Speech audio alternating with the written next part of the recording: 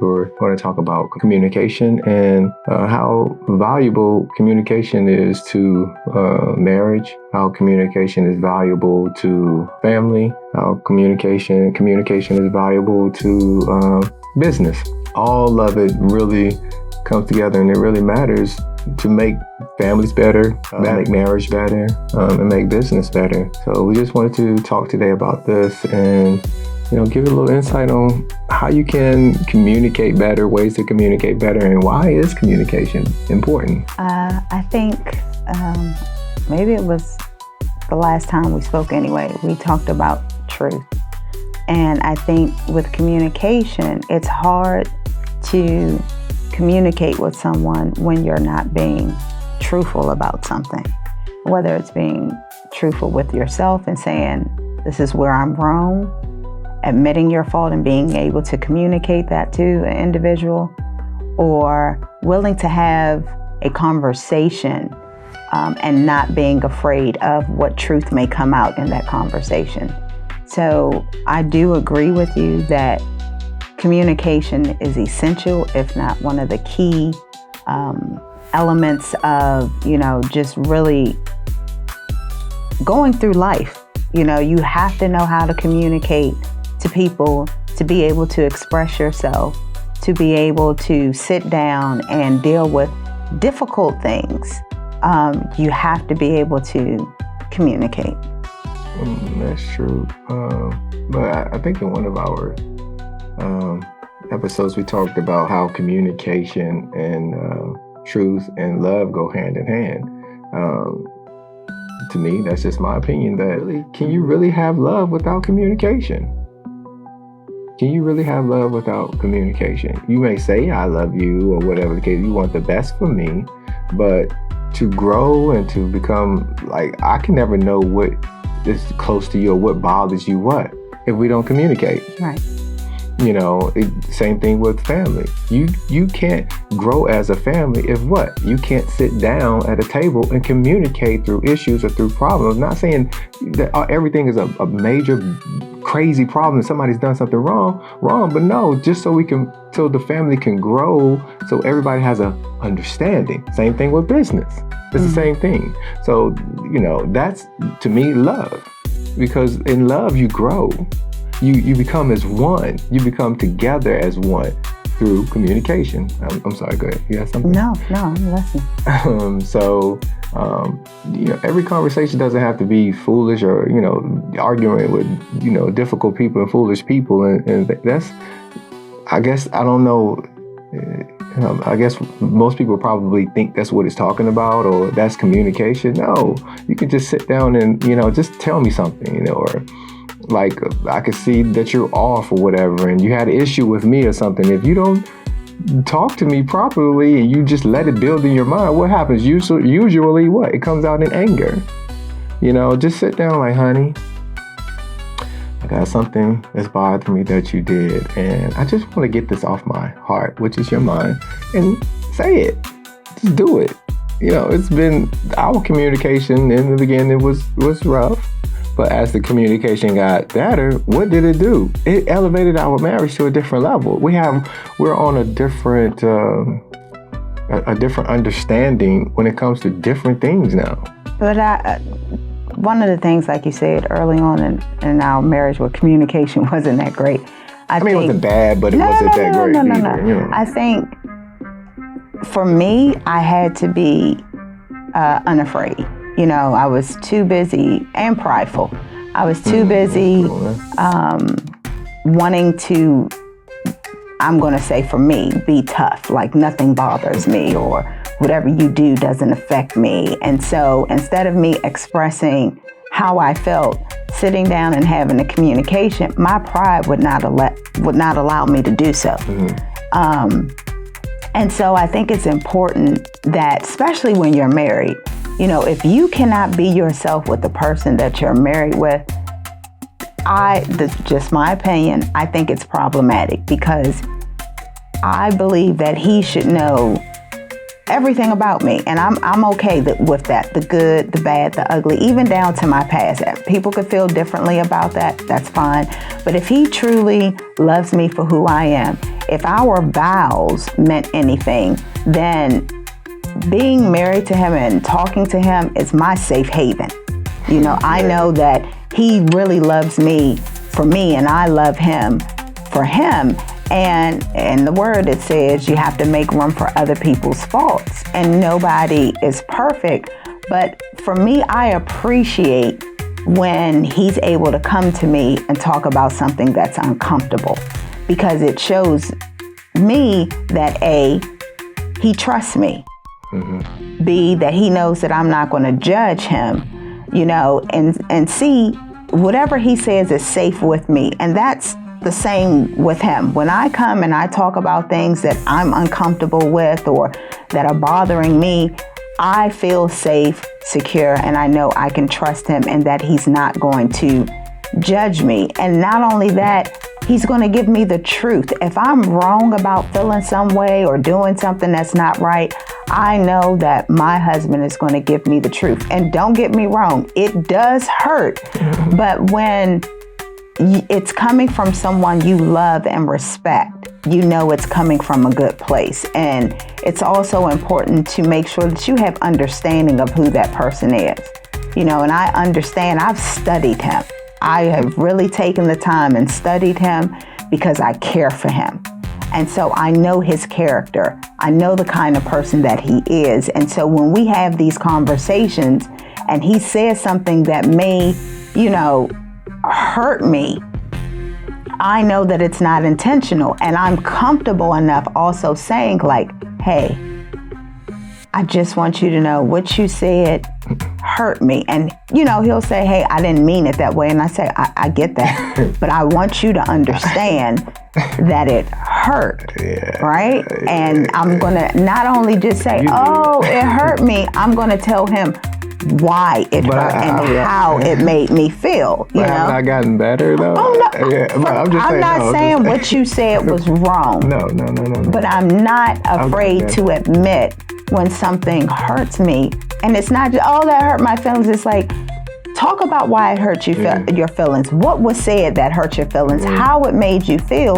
So I'm not sitting there holding something against him, and he doesn't know that what he said hurt me, and I'm saying, I can't believe he even said. I want to have that conversation and talk about it, and it allows you to have understanding, and it also gives me more clarity, because now you have the opportunity to come back and say, you know what, maybe I said that wrong, or I didn't elaborate on why I said that in that moment. And we are able to move on past that moment and be okay, where I'm not sitting there sitting there like, oh, I can't believe he said that, or feeling some type of way, but I'm smiling in his face. That's been resolved and we can move on. Yeah, because if you don't talk about it immediately, your mind can start to play tricks on you. Yeah. It really can. Like, well, you know, well this and well that, and see he did this and see how bad he always judging me. Your mind will play tricks on you. That's why it's very important, like initially, nobody, you know, if somebody hurts you, not initially, you know, you're going to be like, okay, let's talk about it right now. Right. But give it a day, or not even, sometimes, if at the most, I see things as, if anything, a day or something like that. But the more days that pass, the worse it plays in your mind and the worse it gets. Yeah. And to me, I don't understand it.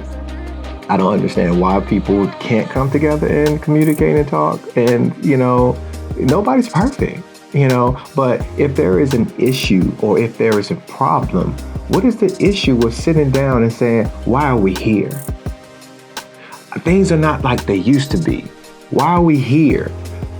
Does that mean that I'm going to be right? No. Does it mean that you're going to be right? No. But we can communicate. What? I'm not going to be right? No, I'm kidding. You know, but you communicated through it and to come to a resolution on why we are here. There's healing in it. There's so many other things that come with that. You know, because 9 times out of 10, what somebody has made up in their head without communicating is 9 times out of 10, it's wrong. I think important too with communication is to look at your inner circle. Who's in your inner circle as well? Because we can have the tendency, instead of talking to the person who you need to talk to, we'll go talk to others. And we can give them all the details, all the information, everything that you're feeling, instead of going to the person who needs to hear that, who you need to have a conversation with.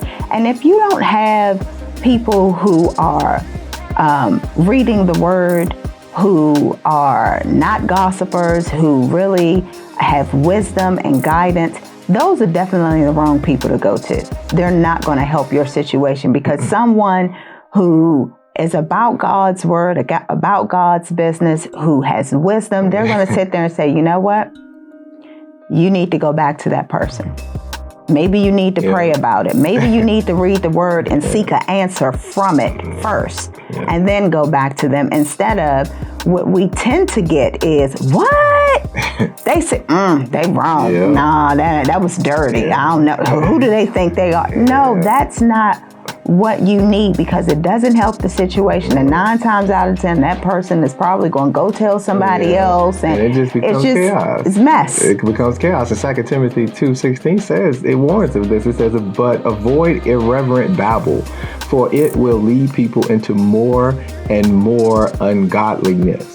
When you're just sitting there, you had an issue with somebody, you going to somebody else, you're going to somebody else, you're going to somebody else, and you're talking about it, it becomes really ungodliness. Why? Because you're getting more and more angry, feeling like you get more prideful that, I'm right and that person is wrong.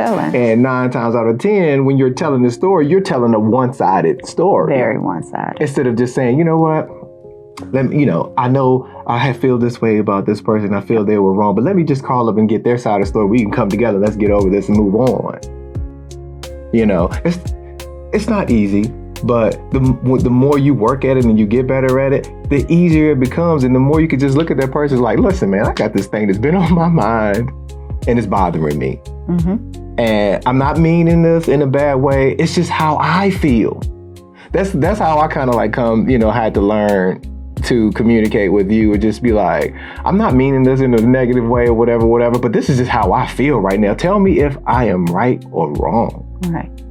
Because I may be wrong, but if I am right, please let me know I'm right, because I can feel a little bit better, please. The word also says, be quick to listen and slow to speak. Oh, man. Sometimes when you're having a conversation with someone, you got to be the one to have the last word, or you feel like, what you have to say is so much more important, and you don't allow someone else to finish a sentence, to finish their thought, to really have a conversation where you're communicating. And so I think it's important to, what the word says, be quick to listen, slow to speak. Allow that person to really talk, and listen while they're talking. Listen. We tend to hone in on the one bad thing that the person said. They could have said 20 good things during that conversation, but we hone in on the one bad thing, and we're ready. We're like, I'm going to unleash. You close your ears to everything else. And I'm going to unleash on you because you said this. Yeah, when you said that, it tore me up, and I didn't hear nothing else you said. And that's it. Didn't hear anything else. And to your point, you're now in your mind thinking like, how dare they? They're talking to you, pouring their heart out, and instead you're dwelling on the one thing that they said. And back to what you said about all in your mind, I think that's extremely important. When we do not resolve issues, you are essentially left with your own thoughts. And you got to understand, you are not against yourself.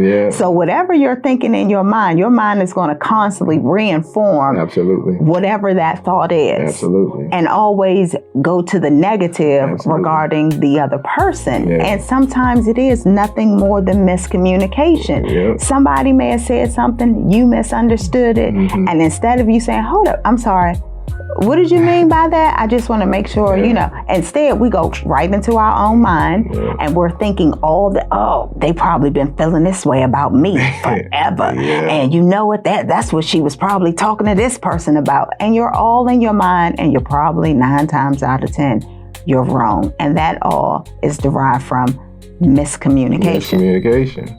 And that's it. It's shocking that people are still doing this, today. We're in this world where everything revolves around technology. So I think communication, just my opinion, has gotten worse. Why? Because you can text, you can type and send a message, and there's no emotion, there's no face-to-face, and you're leaving the other person left to try to interpret what you text. Instead of sitting down, let's have a face-to-face conversation. You can also hide behind your words. You can also, you're not, good point. It's a point of not possibly being truthful in your words, because now you can go back and you can edit your words and you know what, again, this is you in your mind telling you like, no, change that, make it seem this way, instead of having a real truthful conversation. People don't pick up the phone anymore. You see all of these beefs on social media platforms, and but most people say, well, what I need to pick up the phone for when I got text? I could just text you, whatever. Once again, in the beginning was the word. Words are powerful. Words meaning words out of your mouth. Because I have seen text messages come across many people's phones where somebody meant it one way, but the person on the receiving end took it another way. And what that caused? It causes way more confusion than what it needs to be. Instead of picking up the phone, let's just talk through it really quick. Let's alleviate all this texting and time wasted and just get over with and let's move on. And you're also distracted while this is going on. You could be texting and cooking dinner and you're not really engaged, whereas if you're having a conversation, whether it be on the phone or face to face, you're engaged in that moment. You're focused on what's going on versus, I'll send a text when I feel like it, or I'm doing multiple things at the same time.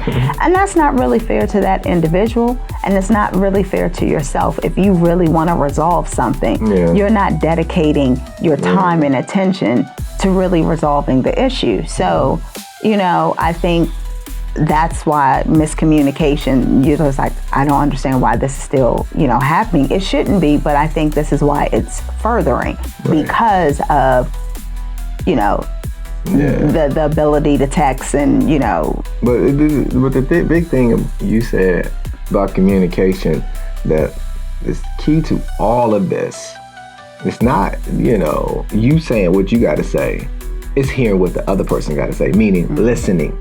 Listening is the biggest point that people overlook. They want to get their point across really quick, but they don't want to listen to what you got to say. I got all.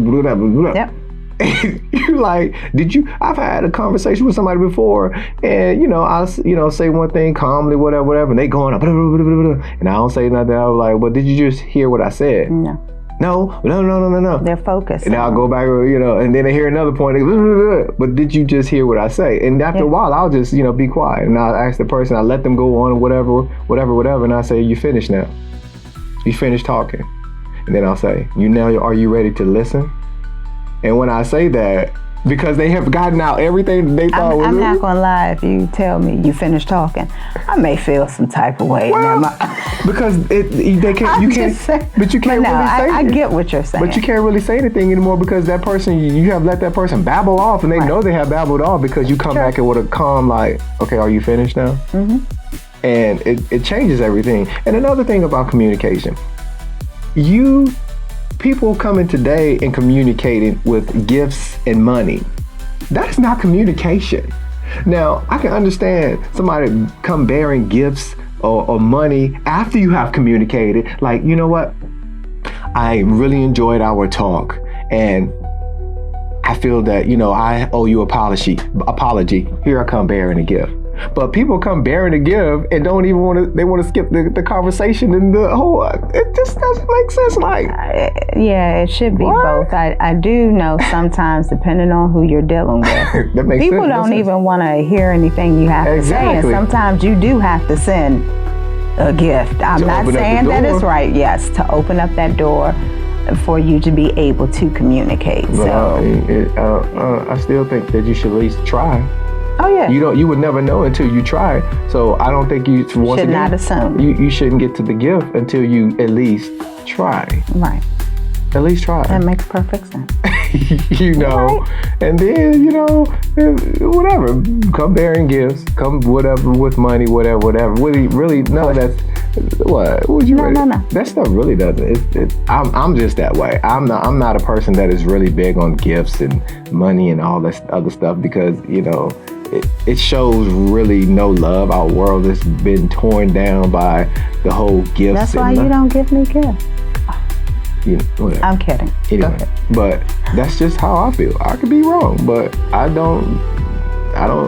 My thing is like I'm more of like really what the scripture said. Let's just sit down and talk and let's get over the foolishness and all the whatever. Let's move on because what? Together we're stronger than we are when we're apart. Period. Yeah, I think people. Their way of apologizing is, like you said, giving a gift instead of admitting their wronging. Yeah. They're thinking the person who's giving the gift, like, okay, see, everything is good because I've given you a gift. And that person on the receiving end is just wanting and hoping to hear those words, you know, like, I'm sorry for blah, blah, blah, blah, blah, blah, blah. You know, but then the person on the receiving end is like, well, now I really can't say anything because they've given me a gift, but then you're still feeling some type of way inside, you know? So I agree. First talk, try that approach first. You know, sometimes it does take a gift to just open that door of communication, but gifts should never take the place of people sitting down face to face. Absolutely. Or on the phone if you can, or FaceTime, whatever, and having those conversations. A lot of hurt adults are walking around here because they did not have that opportunity to have that conversation, for somebody just to hear how it made them feel or what was on their mind. It's like it's like me coming to you as your husband and I say something out of order or that really hurt your feelings, whatever. And I never give you the opportunity to come to me and tell me how you felt. And then I just come bringing a gift. And you never in your mind get to release what you had in your mind on how it made you made you feel. Does it change anything? Does it or are you still going to be dealing with that and feeling a little bit not as loving to me as you should because you still got that in your mind? Even though I'm thinking because I came bearing that gift, that was it. And you smiled and said, oh, thank you, blah, blah, blah, blah, blah. But it's not so much about me as it is. It is, but as it is for you. With what? You know, because if I accept that gift and say, okay, we're not going to have that conversation, I am actually saying that it's okay for you to behave that way. Right.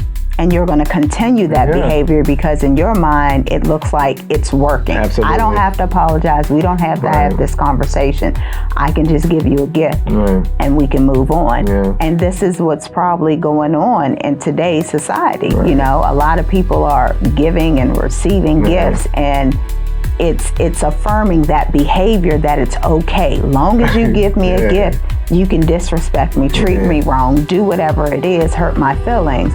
And it's okay as long as you come bearing gifts. And again, like I said, then you have people walking around hurt inside.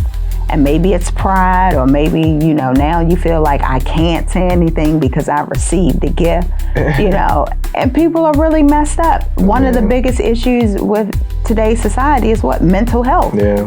Mental health. It is because stuff is eating people up in your mind, man. It would tear you up. I'm like, man, no, I got to get it out right now because I don't want it to play in my mind. It's the devil's way of playing in your mind. Your mind, you let that in your mind, and it just, and you'll come up with some things, man. You probably in your even in your sleep, your mind is still playing, thinking. Oh yeah.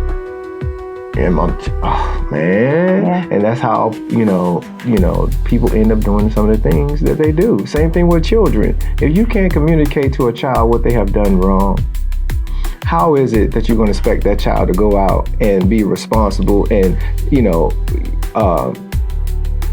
be in business or whatever, in work or whatever, and respond and somebody do what they were supposed to do? Listen to what their boss tells them and, accept correction from their boss or whoever else out there. That's a good point. I know growing up, for me, it seems like we couldn't ask a lot of questions, and it was like no back talk. That's what they considered. If you asked a question, that was considered back talk, but it was, no back talk. And parents would tell kids to do stuff, and it was just like, but why? Like that part of having an understanding was obsolete. You just do what I tell you to do. Don't ask me no questions. Just, and I don't necessarily think that's the best way. Some things kids shouldn't know at a child's age, right? You need to stay in a child's age, for But be able to communicate. You're saying, basically can be able to communicate that with them, why they shouldn't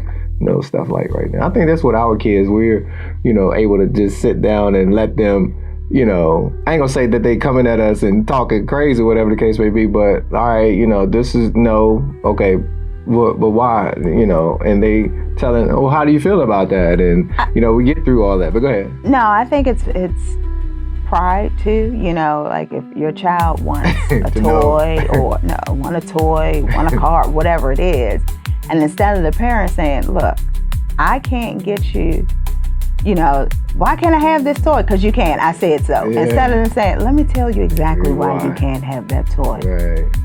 I'm in debt, $50,000. You're not saying that you go to that extent, but it's just like, because we have better things that we have to take care of. Right. I have to make sure that you have food. Right. I have to make sure that you have shoes, clothes, and that's a priority, not your toy. Not saying that you won't ever get it, or to say, look, we just can't afford it. But a lot of people won't say, I just, because I said so. Or they go out, they buy the gifts, and they're in debt. They're struggling to pay things because you don't want to tell your child they can't have something. And the reason why, you have parents then going into debt instead of being truthful and saying. Then becomes a parent, now they're sacrificing, becoming in debt, which is making things worse because what? They're trying to satisfy that child's want, not a child's need, a child's want, instead of saying, you know what, like you said, communicate to them and say, you know what, this is why. And that's it. Leave it at that. If you feeling, if they, 9 times out of 10, they're going to get in their feelings, whatever. Okay, why are you feeling this way? And even though it's difficult, it's not easy, because sometimes you just want to be like, man, listen, just to be honest, just listen, and going about your business. But it's really